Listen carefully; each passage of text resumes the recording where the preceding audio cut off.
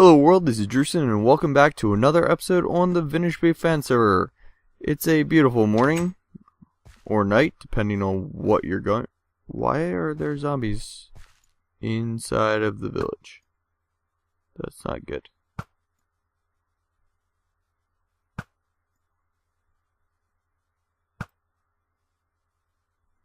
And why is it not dying? Okay, let's go sort this out.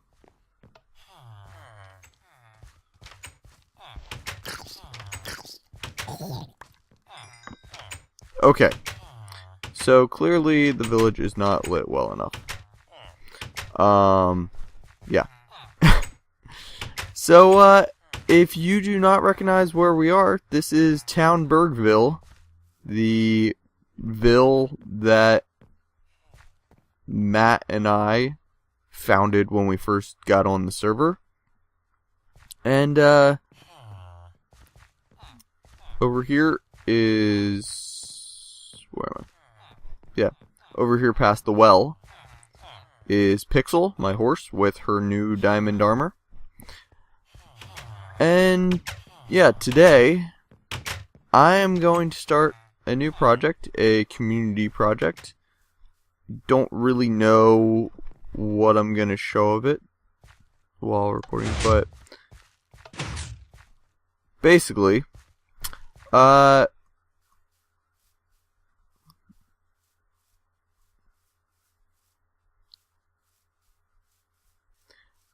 so, here's my idea.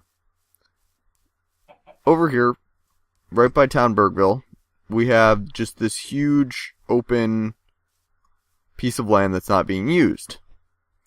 Something else I have that's not being used, and that I know some other people have, are certain materials. In my case, it's orange clay, and also red and white wool.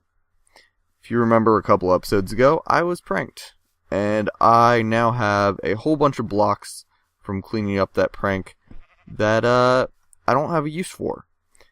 So, my idea is we make a dump. It's going to be the Town Bergville prank dump. Basically, it's going to be a huge pit with chests and other chests that you can put stuff in, as well as you can also just randomly place blocks. Might add to the look of being a dump. But basically, we're just gonna... it's gonna be a place where you can deposit unwanted material specifically from prank cleanup, but it doesn't have to be. And then other people can come here and dig through the trash, essentially, and be like, hey, this actually seems valuable. I'm going to go ahead and take this. So, I decided to do it by Town Bergville because it's a lot closer to spawn than my base. But it's also not too close to spawn or it will be an eyesore. I am going to have to make another portal out to here. But, for now, I thought I'd just get started. So...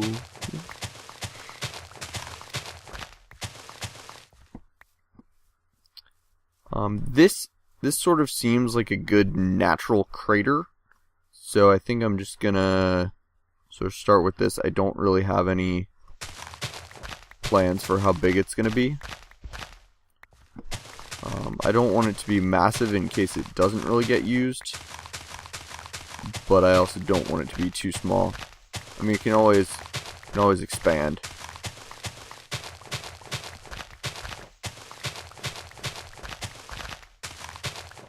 You know what? I'm gonna do this to help me see where I'm gonna be working.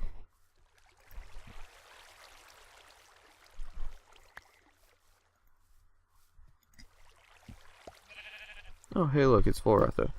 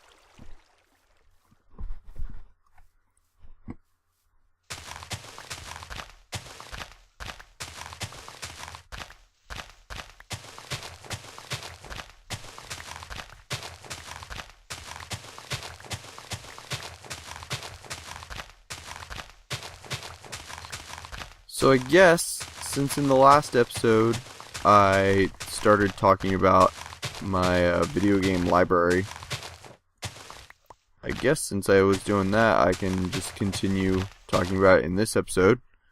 Last time we left off with the Halo games, so the next game in my list of Xbox 360 games would be Homefront. Homefront is for anyone who doesn't know, Homefront is a first-person shooter. Feels very Call of Duty-ish. I guess the Battlefield, the multiplayer feels almost more like Battlefield. But it takes place, it's supposed to be like a few years in the future, and essentially it's the United States was invaded, and it's now it's following these rebels, sort of, who are basically the Americans have been living under the rule of another country for a while now, the invaders, and so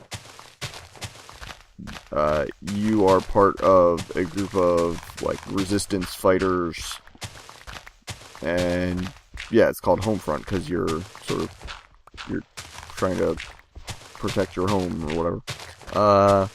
It was actually written by the guy who wrote the movie Red Dawn, which the original Red Dawn movie was really good.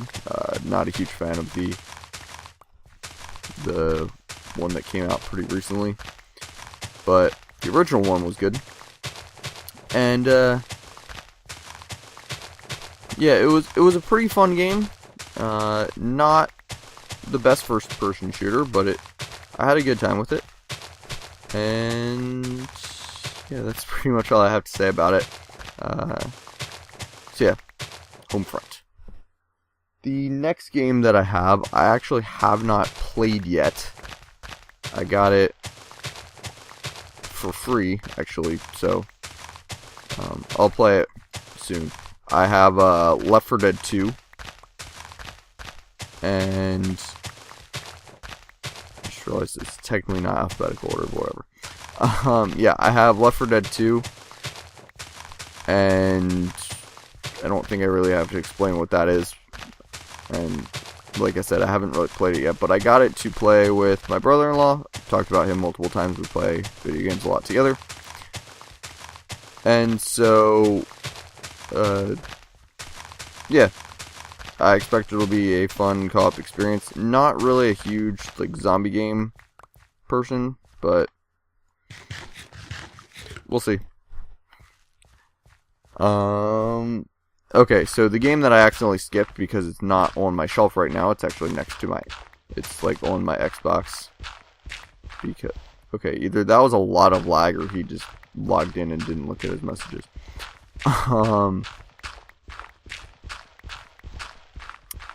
So, yeah, the next game that I would have said was Kingdoms of Amalur Reckoning.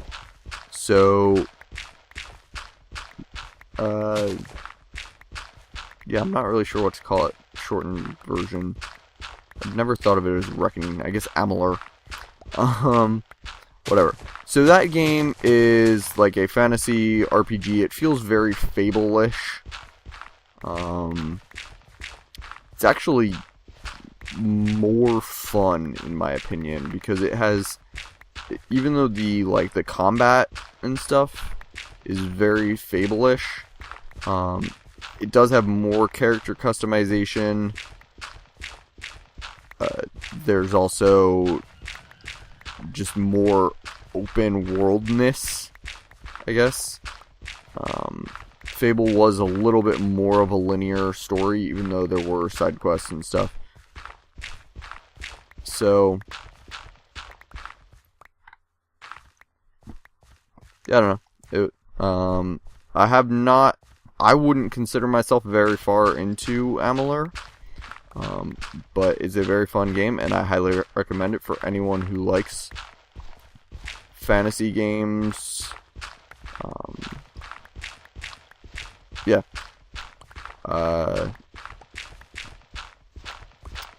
I guess that's pretty much it about that. But yeah, it's really fun. What's next? Lord of the Rings: War in the North. One of the few games that I've owned for multiple years and never beat. War in the North it's honestly the Lord of the Rings equivalent of Mass Effect. It's very, it's that exact same style where you have, a party with you, and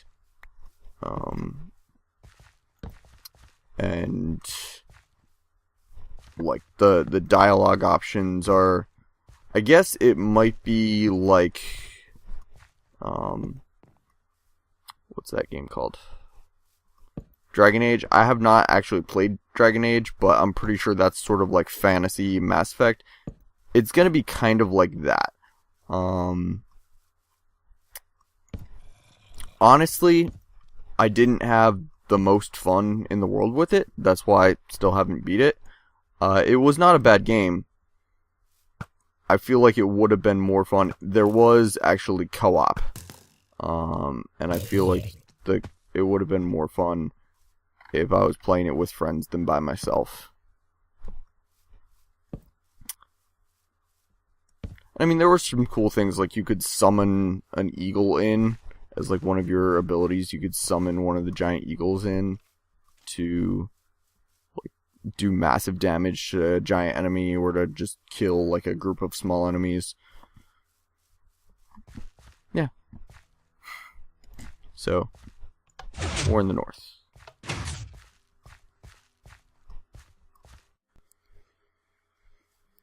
Alright guys, I have completed the dump. This is what it's going to look like for now. This is the community prank dump. I'm probably going to do some finishing touches, like put a sign so it's on the overviewer map. And maybe directions to it from the portal, or I might even make one of these gravel pathways out from it. And I just wanted to show you the portal.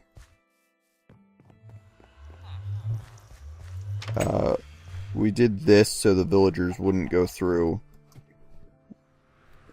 but I made the portal here in this house, and then you go through, and one of the villagers did actually go through. That's why we made some changes. But this just goes down to Red Tunnel. It's just past Neon Tiger's tunnel on the left side, second tunnel on the left. And it says Town Bergville and Community Dump. So yeah, that's it for this episode. Not exactly sure what I'm going to be doing next time. There is a chance that I'm going to be doing more of this gaming library thing that I've been doing. Or I might be doing something with Snowshoe. We'll see. So, thanks for watching, guys. Oh, by the way, there is a new member currently on the server. As you can see, Soranani, I think is how you pronounce the name. I don't even know if it's a guy or girl. Haven't really had a chance to talk to them. But there are actually multiple new members on the server. We had a few additions. I'm actually not even sure how many. It was really sudden. It was like, hey, these people are joining the server. So, yeah. Next few times I'm going to be recording, you never know, we might see some new faces. So, yeah, thanks for watching, as always, and hope you come back for more. Yeah, see you in the next episode.